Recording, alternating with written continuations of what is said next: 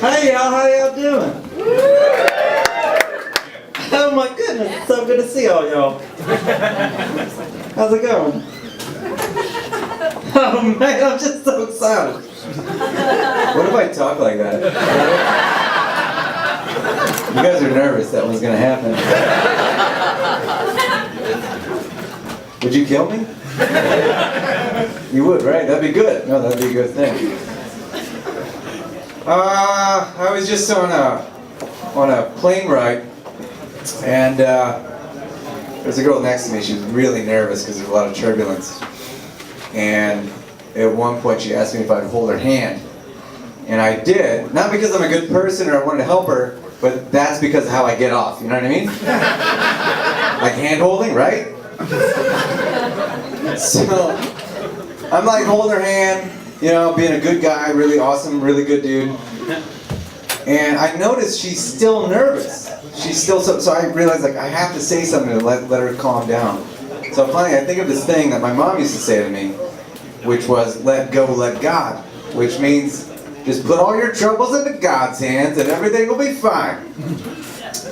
But I'd had a couple drinks on the flight, and I turned to her. The plane is still violently shaking, and I just turned to her and I say, let God go.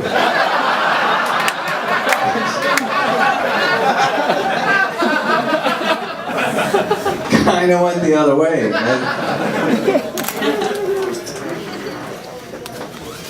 What if that's how I talked?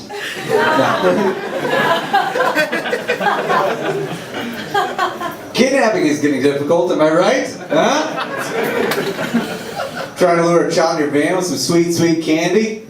And they're all like, is that gluten-free? It's like, I don't know, it's a peanut butter cup. Little bitch, get in a van. I do that joke a lot whenever I get to the candy part. I like to change it up, you know? Like, I just said peanut butter cup. One time at a show I said Butterfinger, and there's actually a guy that came up to me after the show, and he's like, hey, I don't know if you know this about your kidnapping joke. But isn't he? But he was like, Butterfingers are actually gluten-free. Yeah, a grown-ass adult said that about a kidnapping joke. And I was like, dude, you're too old to get in my van, alright? This is weird. I just joined a gym. I didn't want to be a complete pushover. I knew I was going to sign up, but I didn't want to be a complete pushover before I handed over my credit card. So I thought I'd ask him like at least one question. So I was like, hey, do you know if Nicolas Cage works out of here? And the lady started cracking up. And then I looked at her as if she had set a baby on fire in front of me. So she quickly had to like recompose herself to make the sale. And she was all nervous. And she's like, I don't think so. I was like, you don't think so or you don't know? There's a big fucking difference, man. How do you not know if the star of Ghost Rider 2 does or does not work out at your facility? Can you get a manager? She got a manager, you guys. It was adorable. So now there's two people wasting their time. And I'm having the time of my life. And the manager has to tell me to my face, I'm sorry, but Nicolas Cage is not in our system. And I was like, no shit, he's not in any system. He's way off the grid. Do you even know what I'm talking about? Maybe try Coppola. I don't know. So I kind of regroup, and I'm like, all right, you said I'd get a guest pass, right? And they're like, yeah. And I was like, do you think maybe one day he would be my guest? And they knew they had to give it to me. So they're like, maybe. And I was like, all right, I can work out at the Y, I guess. And now, every time I go in to work out, I walk past the front desk and I'm all sad and I'm just like, not today, guys. They're like, who's that sad bastard that cries while he does squats? I was just record shopping the other day, and there were these two teenage girls. What if that's where it stops? Right?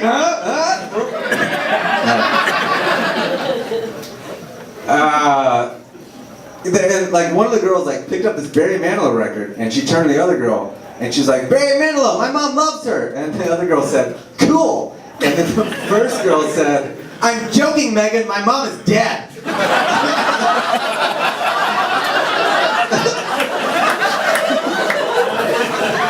Which just proves that Barry Manilow ruins everything. I bought the record, by the way. I was like, is this the record that reminds me of your dead mom? This one? Alright. Here's a fun thing I like to do. I like to go to any bar, dress up in scrubs, covered in blood, and just start pounding shots of whiskey, saying things like, tough day at the office. I am the worst pediatrician ever.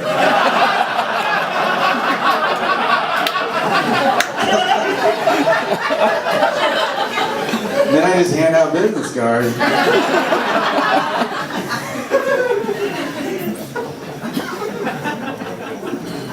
I was at the dentist not too long ago, and the woman was like cleaning my teeth, and she was like, hey, you're salivating a lot. That usually means you're hungry. Are you hungry? And I was like, I'm always hungry for some pussy. And she did not laugh, like at all. Nor did she give me a high five. The rest of that visit was unpleasant. I was bleeding from my eye when I left. I don't even know how that happened. My senior year of high school, my high school is known as the heroin capital of the world.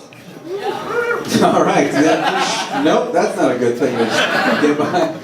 And like the year I graduated, 22 students overdosed and died of heroin. 22.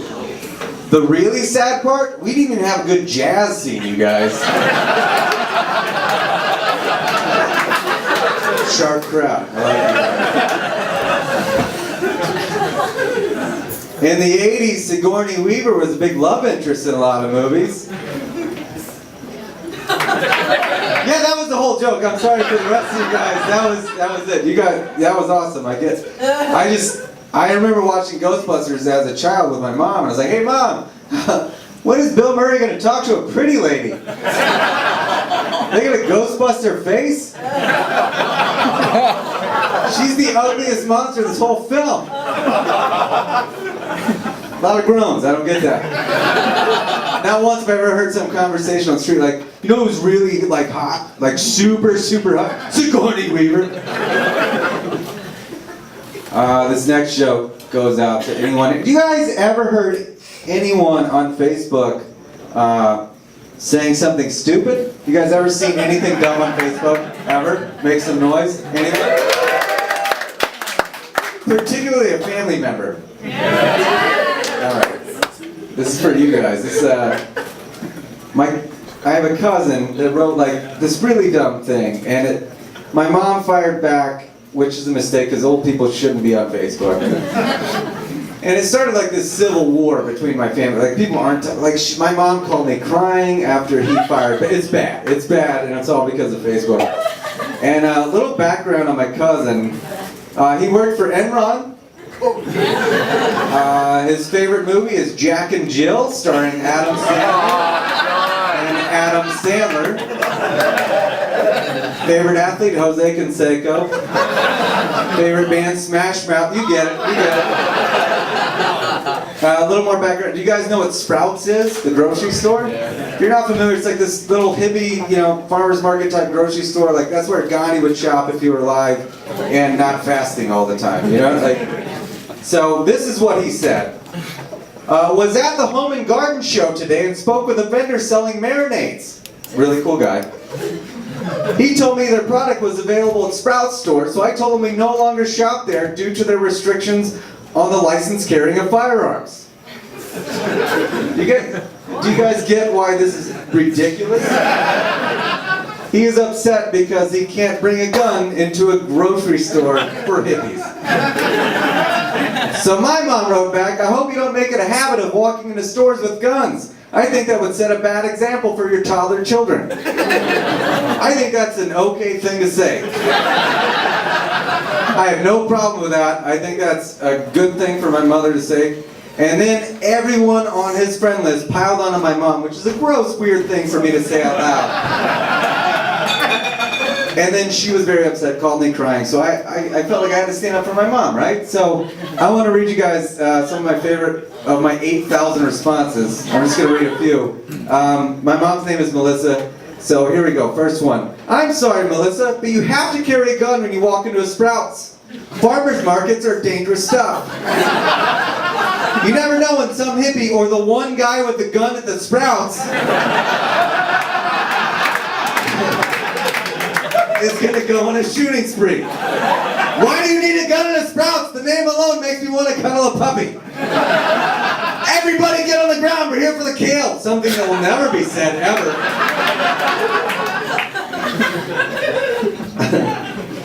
Sprouts was the original setting for the film Die Hard until they realized that was the dumbest thing ever. I heard ISIS had a training camp at Sprouts. 3 billion humans' lives ended on August 29th, 1997. The survivors of the nuclear fire called the war Judgment Day. They lived only to face a new nightmare, the war against Sprouts. For T2 fans, Batman's parents were murdered at Sprouts. Sprouts was the second gunman in the JFK assassination. John Wilkes Booth, Lee Harvey Oswald, and John Hinckley Jr. all worked at Sprouts. 9/11 was an inside Sprouts job. Last one, you have nothing to fear but fear itself, and getting viciously murdered at Sprouts, FDR. I had a bunch more of these. You guys get it. And 8 hours later, by the way, like I replied while I knew he was sleeping. So 8 hours later, he finally replied, "Fuck you." To which I replied, "What are you gonna do, shoot me?" So I think I won, you guys. You guys have been awesome.